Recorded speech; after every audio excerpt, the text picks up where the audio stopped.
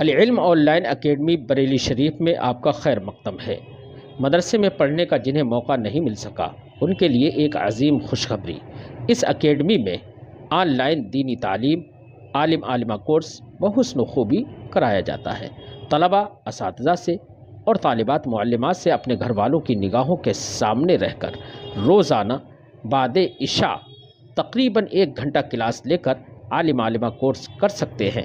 اس کے داخلے 15 رمضان المبارک سے شروع ہو جاتے ہیں۔ تفصیل جاننے کے لیے رابطہ کریں 9897273870 پر۔ الرحمن الرحیم۔ باب فضل من شہد بدرا، اے ھذا باب فضل من شہد بدرا، مبتدا محذوف ہے اور باب فضل من شہد بدرا اس مبتدا محذوف کی خبر ہے۔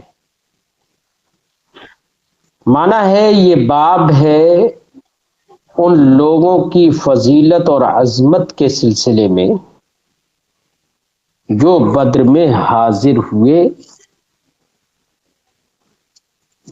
بدر میں جو حاضر ہوئے ان لوگوں کی فضیلت یہ ہے کہ ایک حدیث پاک میں فرمایا گیا جو اس سے پہلے بھی گزری کہ جو لوگ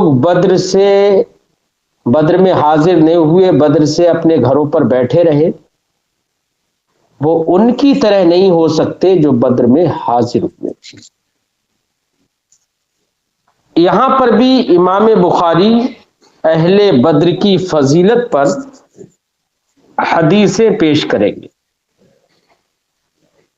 ان حدیثوں میں سر دست سب سے پہلی جو حدیث ہے اس میں یہ ہے کہ حضرت حارثہ وہ بدر کے دن شہید ہو گئے۔ انہوں نے بہت سارے مشرکین سے قتال کیا، لیکن بدر میں پانی کی جب شدت ہوئی، پیاس کی جب شدت ہوئی تو یہ پانی کی تلاش میں نکلے کہ کہیں پر پانی کسی کنویں میں یا کسی چشمے میں پانی دستیاب ہو جائے، تو پانی کی تلاش میں نکلے۔ ایک جگہ پر یہ پانی، ایک چشمے پر پانی کو لے رہے تھے، اسی بیچ ایک کافر نے ان کی طرف تیر مارا اور وہ تیر جا کر ان کے پیوست ہو گیا اور یہ شہید ہو گئے۔ تو حضرت حارثہ کی والدہ نبی کریم علیہ التحیۃ والتسلیم کی بارگاہ میں آئیں اور عرض کیا، یا رسول اللہ، آپ جانتے ہیں کہ مجھے حارثہ سے کتنی محبت تھی، اس کا میرے دل میں کیا مقام تھا آپ جانتے ہیں۔ اب میں یہ پوچھنا چاہتی ہوں یا رسول اللہ کہ حارثہ اگر جنت میں ہے تو میں صبر کروں اور اس کی شہادت کو اپنے لیے باعث اجر سمجھوں، اور اگر اس کے علاوہ کوئی اور صورت ہے تو یا رسول اللہ آپ زیادہ بہتر جانتے ہیں کہ میں کیا کروں، مجھے بتائیں کہ میں کیا کروں۔ تو رسول کریم صلی اللہ علیہ وسلم نے ارشاد فرمایا، تمہارا برا ہو، اب ہم یہ تو نہیں ترجمہ کریں گے کہ تمہارا برا ہو، عربی میں لفظ ہے ویحکی۔ ویحکی جو لفظ ہے وہ زجر کے لیے استعمال ہوتا ہے،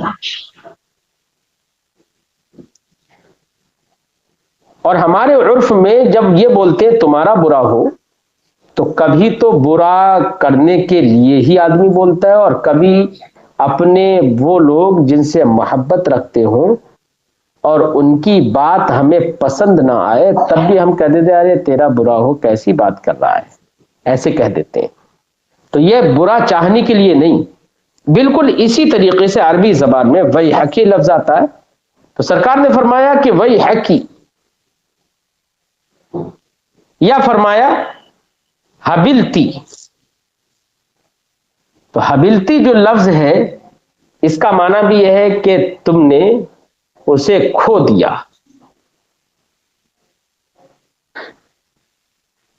اب حبلتی، اور کیا تم نے اسے کھو دیا. پھر سرکار نے ارشاد فرمایا کہ جنت ایک نہیں ہے، جنت کے بہت طبقے ہیں، بہت سارے طبقات ہیں. چونکہ انہوں نے سوال کیا تھا یا رسول اللہ اگر وہ جنت میں ہے تو میں صبر کروں. تو سرکار نے دیکھی جنت کی نفی نہیں کی، بلکہ سرکار نے فرمایا جنت ایک نہیں ہے، تم تو عام لفظ بول رہی ہو. جنت میں جو طبقات ہیں ان طبقات میں بھی جنت الفردوس جو ایک اعلی مقام ہے،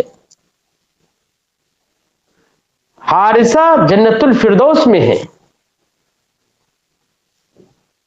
تو حضرت حارثہ کی جنتی ہونے کی بھی خبر نبی کریم علیہ تحیت و تسلیم نے دی. یہ حدیث اس بات پر دلیل ہے کہ رسول کریم کو یہ معلوم ہے کہ کون جنتی ہے اور کون جہنمی ہے، اور یہ بھی معلوم ہے کہ کس کا انتقال ایمان پر ہو رہا ہے اور کس کا انتقال ایمان پر نہیں ہو رہا ہے. ورنہ جنتی ہونے کی خبر دینا یہ بغیر ایمان کے نہیں ہو سکتا.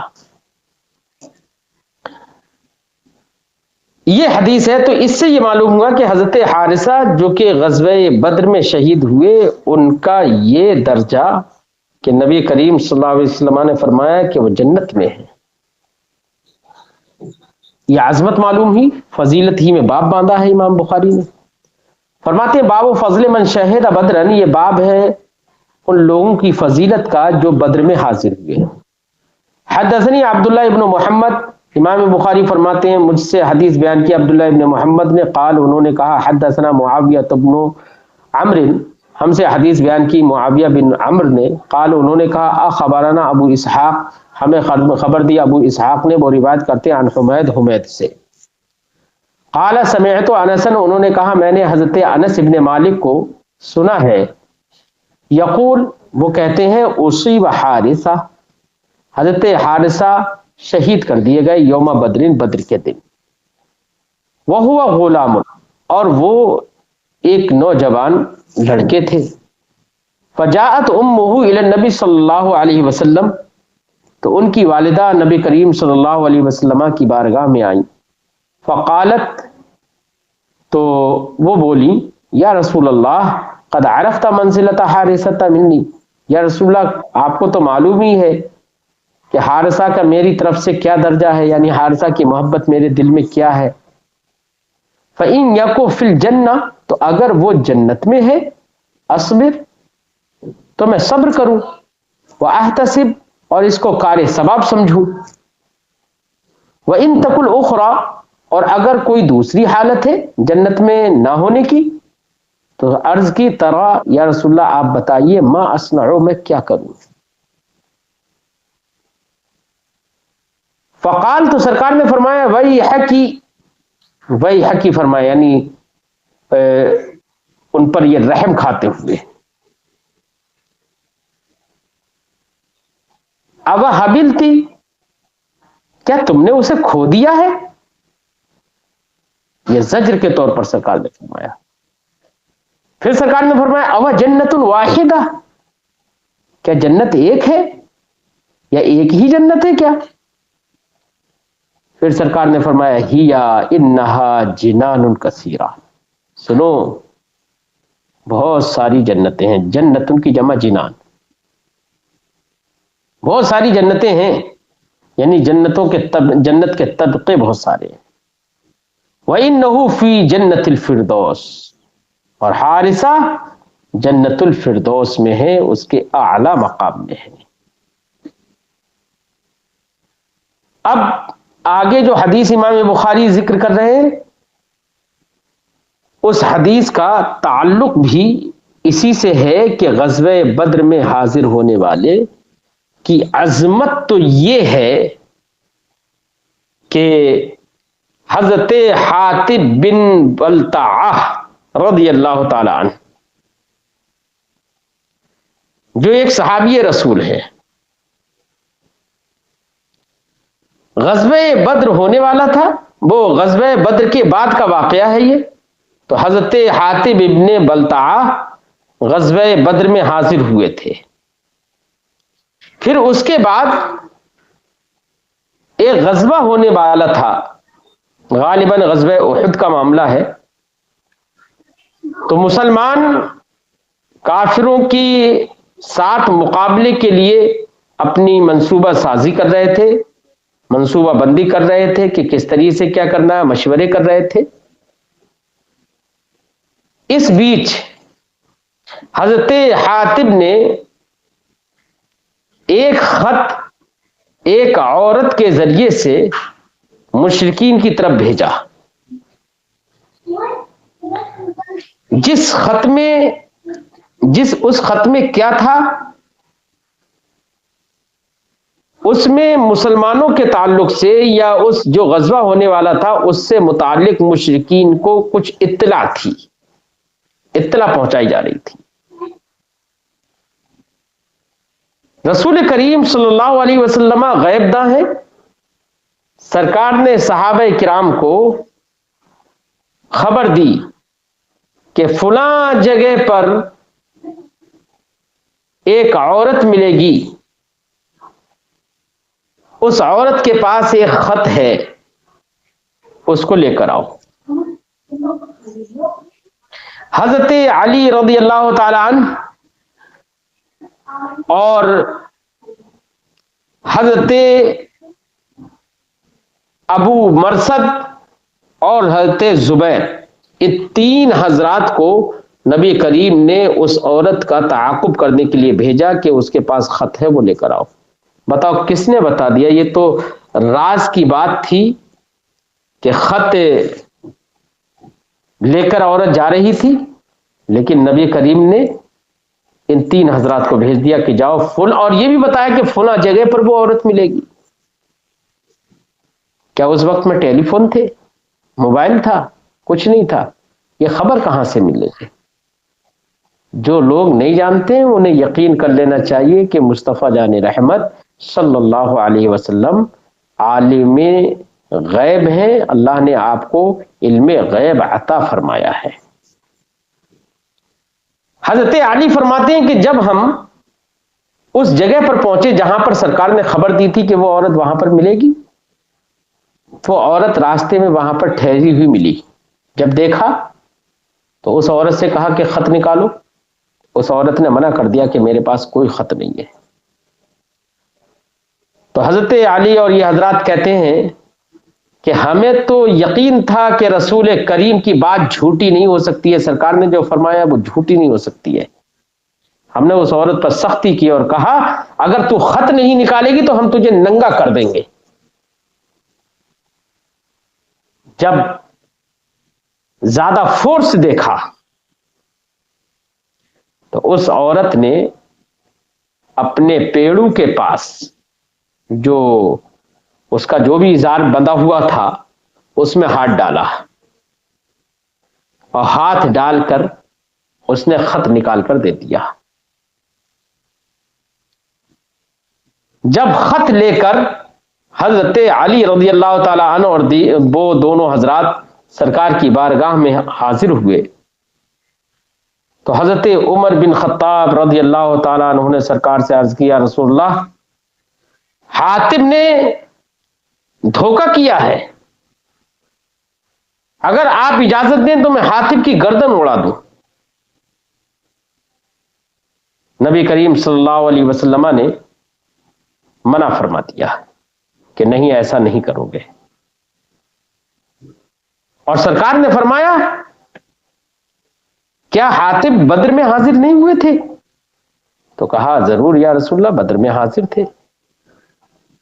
تو سرکار دو عالم صلی اللہ علیہ وسلم نے فرمایا کہ بدر والوں کو اللہ نے بخش دیا ہے، ان کی اللہ نے بخشش فرما دی ہے.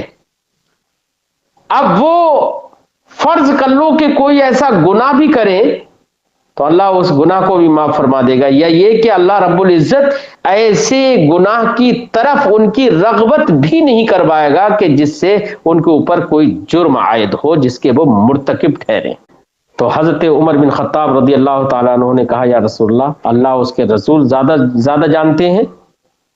آخر میں حضرت عمر بن خطاب نے یہ کہا، لیکن حضرت عمر بن خطاب کا بھی جلال دیکھیے، کہہ رہے ہیں کہ یا رسول اللہ حکم دے تو میں ان کی گردن مار دوں۔ بہرحال اب آپ کے ذہن میں آتا ہوگا کہ حضرت حاتب نے ایسا کیوں کیا۔ تو سرکار نے ارشاد فرمایا، ہے حاتب تمہیں کس چیز نے اس بات پر ابھارا کہ تم نے ایسا کیا؟ خط بھیج رہے ہیں مشرکین کی طرف۔ تو حضرت حاتب نے کہا یا رسول اللہ مکہ سے ہم ہجرت کر کے چلے آئے، اور جتنے صحابہ کرام ہجرت کر کے آئے ہیں تمام کے خاندان والے کچھ نہ کچھ لوگ مکہ میں ہیں جو ان کے گھر والوں کی یا ان کے مال کی، ان کی جائیداد کی حفاظت کر رہے ہیں، جن کے ذریعے اللہ تعالیٰ نے ان کے مال وغیرہ کی حفاظت کی ہے، لیکن میرا کوئی مکہ میں نہیں رہا ہے، تو میرے مال کی، میری جائیداد کی کیسے حفاظت ہوگی؟ میں نے یہ چاہا کہ یہ ایک احسان ان کفار کے ساتھ میں کر دوں تاکہ اس احسان کی وجہ سے اللہ رب العزت ان کے ذریعے سے میرے مال اور میری جائیداد کی حفاظت فرمائے، اس لیے میں نے یہ کیا۔ تو رسول کریم صلی اللہ علیہ وسلم نے ان کے اس عذر کو مانا بھی، اور کہا انہوں نے کہ یا رسول اللہ میرے دل میں بالکل دھوکے بازی اور غداری کی بالکل نہ نیت تھی، میں اللہ اس کے رسول پر ایمان رکھتا ہوں، صرف اس وجہ سے کہ میرا ایک احسان ان کے اوپر ہو جائے گا تو میری سامان کی وہ حفاظت کریں گے، اس لیے میں نے یہ خط بھیج دیا تھا۔ اب دیکھیے یہاں پر اس حدیث پاک سے یہ سمجھ میں آیا کہ حضرت حاتب بدر میں حاضر ہوئے تو انہوں نے اگرچہ یہ ان سے خطا ہوئی، یہ لغزش تو ان سے ہوئی، لیکن بدر میں حاضر ہونے کی وجہ سے اللہ اس کے رسول نے انہیں معاف فرما دیا ہے۔ اب بدر والوں کی عظمت اور فضیلت اس سے بالکل نمایاں ہے۔ ترجمہ لگائیے، حدثنی اسحاق ابن ابراہیم، مجھ سے حدیث بیان کی اسحاق ابن ابراہیم نے، قال انہوں نے کہا اخبرنا عبداللہ ابن ادریس، ہمیں خبر دی عبداللہ ابن ادریس نے، قال انہوں نے کہا سمعت حسین ابن عبد الرحمن، میں نے حسین ابن عبد الرحمن کو سنا، وہ روایت کرتے ہیں عن سعد ابن عبیدہ، سعد ابن عبیدہ سے وہ روایت کرتے ہیں عن ابی عبد الرحمن السلمی، ابو عبد الرحمن سلمی سے وہ روایت کرتے ہیں عن علی، حضرت علی سے، قال انہوں نے کہا بعثنی رسول اللہ صلی اللہ علیہ وسلم و ابا مرثد و زبیر، مجھے اور ابو مرثد کو اور زبیر کو رسول اللہ صلی اللہ علیہ وسلم نے بھیجا، وکلنا فارس، اور ہم تینوں کے تینوں گھڑ سوار تھے، گھوڑی کی سواری کرنے والے تھے۔ قال سرکار نے فرمایا انطلقوا، چلے جاؤ، حتی تأتوا روضۃ خاخ، یہاں تک کہ تم جب خاخ کی مقام پر پہنچو، روضہ خاخ میں پہنچو، خاخ ایک جگہ کا نام ہے، فإن بها امرأة من المشرکین، تو اس جگہ میں مشرکین کی ایک عورت ہے جس کا نام سارہ تھا، معها کتاب من حاطب الی المشرکین، اس کے ساتھ حاطب کا ایک خط ہے جو مشرکین کی طرف جا رہا ہے، فأدرکناها تسیر علی بعیر لها، تو حضرت علی فرماتے ہیں ہم نے اس عورت کو پایا اس حال میں کہ وہ اپنے اونٹ پر بیٹھ کر چل رہی تھی، تسیر علی بعیر لها، حیث اسی جگہ پر، قال رسول اللہ صلی اللہ علیہ وسلم، جس جگہ کے بارے میں سرکار نے فرمایا تھا اسی جگہ پر ہم نے اس عورت کو دیکھا، پایا۔ فقلنا الکتاب الکتاب الکتاب، تو ہم نے کہا خط دو، الکتاب منصوب پڑھیے، اعطینا الکتاب، ہم کو خط دے دو، ہم نے کہا الکتاب، خط دو، فقالت، تو وہ بولی ما معنا کتاب، ہمارے پاس کوئی خط نہیں ہے، فانخناها، تو ہم نے اس کو روک دیا. اناخ ینیخ اناختن، نیزہ وغیرہ کو زمین میں گاڑ دینا یا اونٹ کو روک دینا، بٹھا دینا. فانخناہا، تو ہم نے اس کو روک دیا یا اس کے اونٹ کو ہم نے بٹھا دیا. فالتمسنا، تو ہم نے تفتیش کی، تلاشی لی. فلم نرى کتابا، تو ہمیں کوئی خط نظر نہیں آیا، کوئی خط نہیں ملا. فقلنا، تو ہم نے کہا ما کذب رسول اللہ صلی اللہ علیہ وسلم، رسول کریم نے تو جھوٹ نہیں بولا ہے. دیکھیے کذب کی نفی رسول کریم سے یہاں پر حضرت علی نے اور ان صحابہ کرام نے کی.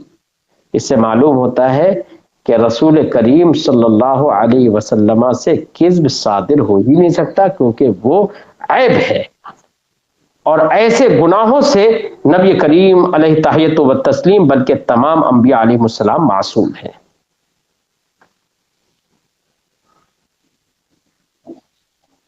قلنا، ہم نے کہا ما کذب رسول اللہ صلی اللہ علیہ وسلم، رسول اللہ صلی اللہ علیہ وسلم نے جھوٹ نہیں کہا ہے. لتخرجن الکتاب او لنجردنکی، ضرور تو خط نکال دے ورنہ تو ہم تجھے ننگا کر دیں گے. فلما رأت الجد، جب اس عورت نے اس کوشش کو اور فورس کو دیکھا، احوت الی حجزتھا، تو وہ اس نے اپنے نیفے کی طرف ہاتھ بڑھایا. احوا یحوی، احوا بڑھانا. احوت الی حجزتھا، اس نے اپنے نیفے کی جانب ہاتھ بڑھایا. وہی محتجزۃ بکساء، اور وہ ایک چادر میں لپٹی ہوئی تھی. فاخرجتہ، تو اس عورت نے وہ خط نکالا. فانطلقنا بها الی رسول اللہ صلی اللہ علیہ وسلم، تو ہم وہ خط لے کر سرکار کی بارگاہ میں پہنچے. فقال عمر، تو حضرت عمر نے کہا یا رسول اللہ، اللہ کے رسول، قد خان اللہ ورسولہ، اس حاتب نے اللہ اس کے رسول کی خیانت کی ہے، والمومنین، مومنین کی خیانت کی. فدعنی فلا اضرب عنقہ، تو یا رسول اللہ چھوڑ دیجئے مجھے، میں اس کی گردن مار دیتا ہوں. فقال النبی صلی اللہ علیہ وسلم، تو رسول کریم صلی اللہ علیہ وسلم نے حضرت حاتب سے کہا ما حملک علی ما صنعت، جو تم نے کیا اس پر کون سی چیز نے تمہیں ابھارا. قال حاتب، حضرت حاتب نے کہا واللہ ما بی اللہ اکون مؤمنا باللہ ورسولہ، یا رسول اللہ میں یہ بات تو نہیں ہے، ما بھی میرے ساتھ یہ بات نہیں ہے، اللہ اکون مؤمنا باللہ ورسولہ، کہ میں اللہ اس کے رسول پر ایمان نہیں رکھتا ہوں، یہ بات نہیں ہے میرے اندر. عرض تو بس اتنی بات ہے کہ عرض تو میں نے یہ چاہا ان یکون لی یا ان تکون لی عند القومیت، کہ ان لوگوں کے اوپر میرا ایک احسان ہو جائے. ید ان کا معنی احسان، ان لوگوں کے اوپر میرا ایک احسان ہو جائے. یدفع اللہ بها عن اہلی و مالی، جس احسان کے بدلے اللہ میرے گھر والوں کو اور میرے مال کی حفاظت فرمائے. ولیس احد من اصحابک الا له هناك من عشیرتی، یا رسول اللہ آپ کے صحابہ میں سے کوئی ایسا نہیں ہے مگر یہ کہ اس کے وہاں پر خاندان والے اور گھر والے ہیں. من يدفع اللہ به عن اہلی و مالی، کہ جن کے ذریعے سے ان کے مال اور اہل کو اللہ محفوظ فرماتا ہے، حفاظت کرتا ہے. فقال نبی صلی اللہ علیہ وسلم صدقہ، رسول کریم صلی اللہ علیہ وسلم نے فرمایا صدقہ، انہوں نے بالکل سچ کہا ہے، ان کے دل میں ایمان ہے، یہ خیانت کی نیت نہیں تھی، صرف یہی مقصد تھا ان کا. سرکار نے فوراً تصدیق بھی فرما دی. تو اس سے پتہ چلا کہ ان کی دل کی کیفیت بھی سرکار جانتے ہیں. سرکار نے فرمایا صدقہ، سچ کہا. ولا تقولوا له الا خیرا، اور سرکار نے صحابہ سے کہا ان سے تم مت کہو مگر بھلی بات ہی. اس سے پتہ چلا اگر کسی سے کسی خاص وجہ سے کوئی گناہ بھی سرزد ہو جائے اور وہ اپنی وجہ بتائے، عذر بھی بتائے، تو اس کے عذر کو قبول کر لینا چاہیے. فقال عمر، پھر حضرت عمر نے کہا انه قد خان اللہ ورسولہ والمؤمنین، یا اللہ، یا رسول اللہ، انہوں نے اللہ اس کے رسول اور مومنین کی خیانت کی ہے. فدعنی لاضرب عنقہ، یا رسول اللہ مجھے چھوڑ دو، میں ان کی گردن اڑا دیتا ہوں. فقال الیس من اہل بدر، تو سرکار نے فرمایا کیا یہ بدر اہل بدر سے نہیں ہے؟ فقال تو ارشاد فرمایا لعل اللہ اطلع الی اہل بدر، سرکار نے فرمایا یاد رکھو، لعل بمعنی یقین، ویسے لعل بمعنی شاید ہوتا ہے، ترجیح کے معنی میں ہوتا ہے، لیکن یہاں پر اللہ اس کے رسول کے کلام میں جہاں پر لعل آتا ہے وہ یقین کے معنی میں ہوتا ہے۔ لعل اللہ اطلع الی اہل بدر، یقین کر لو کہ اللہ اہل بدر کی طرف متوجہ ہوا، فقال، تو اللہ نے اہل بدر کو متوجہ کر کے فرما دیا ہے اعملوا ما شئتم، جو چاہو تم کرو، فقد وجبت لکم الجنہ، تمہارے لیے جنت واجب ہو گئی ہے، تمہارے لیے جنت واجب ہو گئی، او فقد غفرت لکم، یا اللہ یا راوی فرماتے ہیں یا رسول اللہ نے یہ فرمایا کہ اللہ نے فرمایا کہ فقد غفرت لکم، میں نے تمہیں بخش دیا ہے۔ بخش دینے کا مطلب یہ ہے کہ میں ایسے کوئی گناہ کرنے کی طرف تمہارے اندر طاقت ہی نہیں رکھوں گا کہ جس سے تم گناہ کی طرف جاؤ۔ فدمعت عینا عمر، تو حضرت عمر رضی اللہ تعالی عنہ کی دونوں آنکھیں اشک بار ہو گئی۔ دمعت، دمع کا معنی ہوتا ہے اشک، آنسو، دمع یدمع دمعا، اشک بار ہونا۔ فدمعت عینا عمر، تو حضرت عمر کی آنکھیں اشک بار ہو گئیں۔ وقال اللہ ورسولہ اعلم، اور عرض کی، اور حضرت عمر نے فرمایا کہ اللہ اس کے رسول زیادہ بہتر جانتے ہیں۔ اس سے بھی معلوم ہوا کہ انہیں حضرت عمر بن خطاب رضی اللہ تعالیٰ عنہ کا بھی یہی عقیدہ ہے کہ دل کی حالت اور کیفیت تو اللہ اس کے رسول ہی جانتے ہیں، ہم نہیں جانتے۔ بابن، یہ باب ہے۔ اب یہاں پر بھی امام بخاری نے صرف بابن کہا ہے، اور جب امام بخاری باب کہیں اور عنوان باب نہ باندھیں تو اس سے اشارہ ہوتا ہے اس بات کی طرف کہ یہاں پر جو احادیث ذکر کر رہے ہیں وہ احادیث بھی مد وجہن ما قبل والے باب ہی سے تعلق رکھتی ہیں۔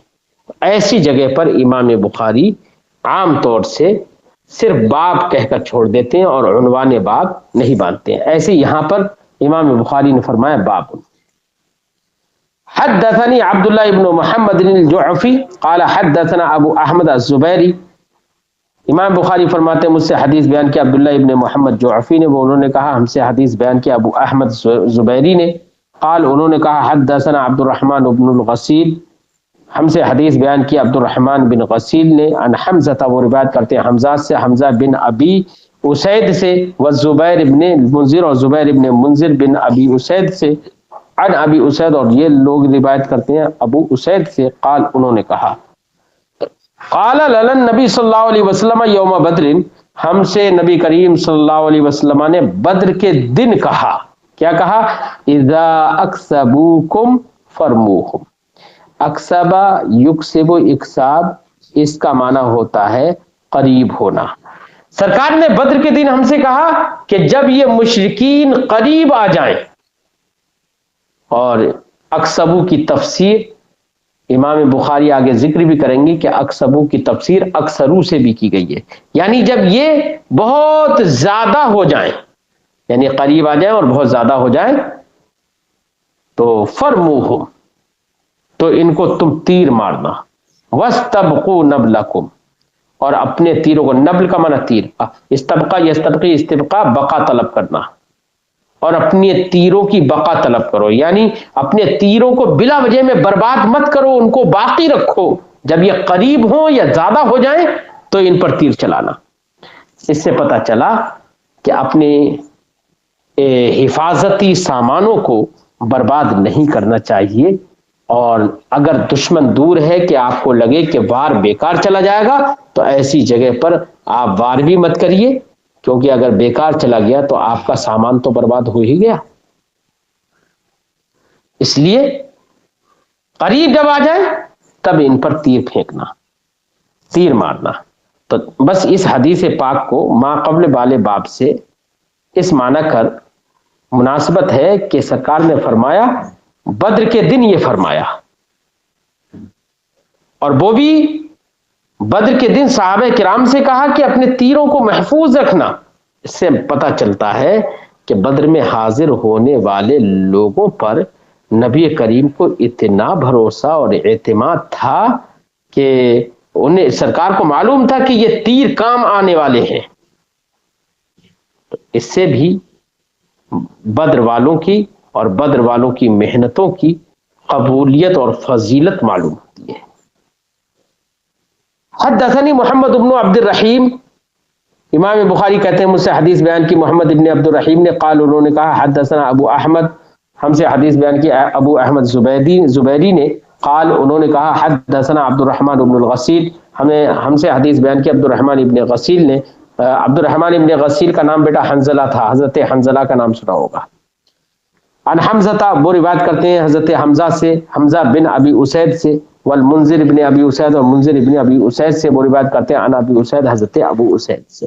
قال انہوں نے کہا قال لنا رسول اللہ صلی اللہ علیہ وسلم یوم بدر، ہم سے رسول اللہ صلی اللہ علیہ وسلم نے بدر کے دن فرمایا اذ اکسبوکم یعنی کسروکم، جب وہ تمہارے، اکسبو کی یہاں پر تفسیر کرنا مقصد ہے اس روایت میں، کہ اس روایت میں یہ معنی ہے کہ اذ اکسبوکم، اس کا مطلب ہے کسروکم، جب وہ بہت سارے تم کو گھیرے، فرموہم، تمہارے قریب ہو جائے بہت سارے، فرموہم تو ان کے تیر مارنا، واستبقوا نبلکم، اور ورنہ اپنے تیروں کو باقی رکھنا، اس کی بقا طلب کرنا، برباد نہ ہوتی. حدثنی عمرو بن خالد، مجھ سے حدیث بیان کی عمرو بن خالد نے، قال انہوں نے کہا حدثنا زہیر، ہم سے حدیث بیان کی زہیر نے، قال انہوں نے کہا حدثنا ابو اسحاق، ہم سے حدیث بیان کی ابو اسحاق نے، قال انہوں نے کہا سمعت البراء بن عازب، میں نے براء ابن عازب کو سنا ہے، قال وہ کہتے ہیں، یہ کہتے ہوئے سنا کیا، جعل النبی صلی اللہ علیہ وسلم علی الرمات یوم احد عبداللہ ابن جبیر، رسول اللہ صلی اللہ علیہ وسلم نے احد کے دن مقرر کیا تھا علی الرمات، رامن کی جمع رمات، تیر پھینکنے والا، تیر اندازوں پر مقرر کیا تھا یوم احد، احد کے دن، کس کو مقرر کیا تھا، عبداللہ بن جبیر کو، یعنی یہ تیر اندازوں کے امیر تھے عبداللہ ابن جبیر. فاصابوا منا 70، تو حضرت براء ابن عازب کہتے ہیں کہ ہم میں سے 70 لوگ شہید ہو گئے، اصابو شہید ہو گئے، فاصابوا منا 70، ہم میں سے 70 لوگ شہید ہو گئے غزوہ احد کے دن. وکان النبی صلی اللہ علیہ وسلم واصحابہ وکان النبی صلی اللہ علیہ وسلم واصحابہ اصاب من المشرکین یوم بدر 40 و100 70 اسیرا و70 قتیلا. کہتے ہیں کہ نبی کریم صلی اللہ علیہ وسلم اور آپ کے اصحاب نے اصاب من المشرکین، مشرکین میں سے آپ نے قتل کیا تھا، اصاب بمعنی قتل، یہاں پر مشرکین میں سے آپ نے اور صحابہ کرام نے قتل کیا تھا یوم بدر، بدر کے دن 40 و100، 140 لوگوں کو، 140 لوگوں کو قتل کیا تھا، 70 اسیرہ، یا یہ کہو کہ اصابہ بمعنی قتل نہیں، بلکہ یہ کہ نبی کریم صلی اللہ علیہ وسلم اور آپ کے اصحاب مشرکین میں سے بدر کے دن 140 لوگوں کو آپ نے نقصان پہنچایا، تکلیف پہنچائی. اب وہ تکلیف کس طور سے، 70 اسیرن، 70 لوگوں کو قید کر لیا، و70 قتیلا، اور 70 لوگوں کو قتل کر دیا صحابہ کرام نے اور نبی کریم صلی اللہ علیہ وسلم نے. قال ابو سفیان یوم بدر، ابو سفیان نے بدر کے دن کہا تھا کیا، بے یوم بدر،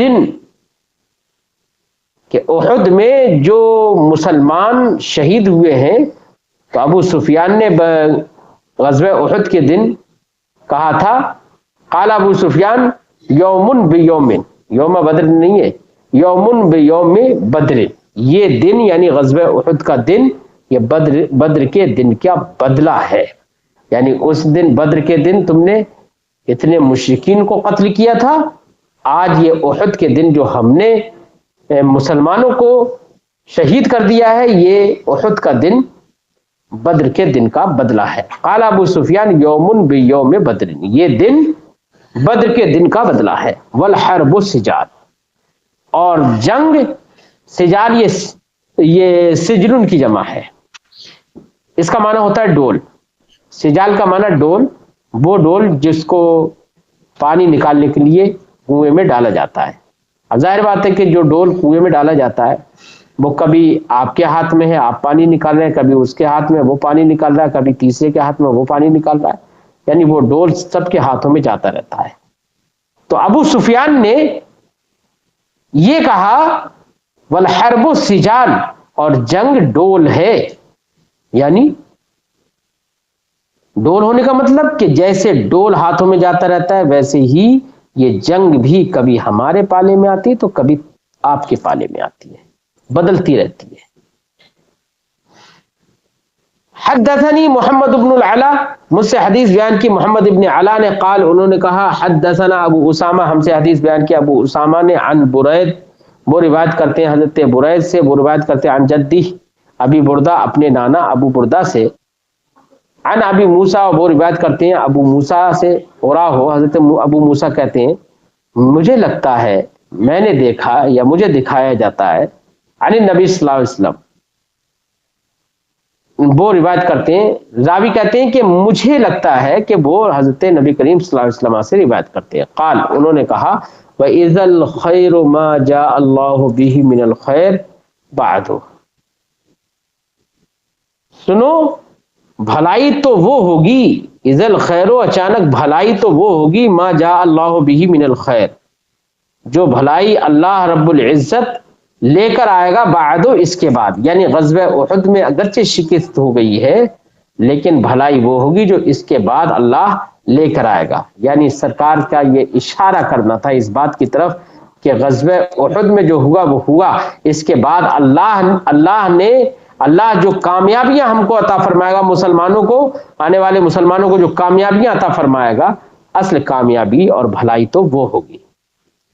وَثَوَابُ الصِّدْقِ الَّذِي آتَانَا اللَّهُ بَعْدَ يَوْمِ بَدْرٍ، اور اس صداقت و صبر و شکیب کا بدلہ، الَّذِي آتَانَا اللَّهُ، جو صبر و شکیب و صداقت اللہ نے ہمیں عطا فرمائی، بعد یوم بدر، یوم بدر کے بعد، تو وہ صداقت کا ثواب تو حقیقت میں وہ ہوگا اور اس کا بدلہ وہ ہوگا کہ جو بعد میں آنے والا ہے۔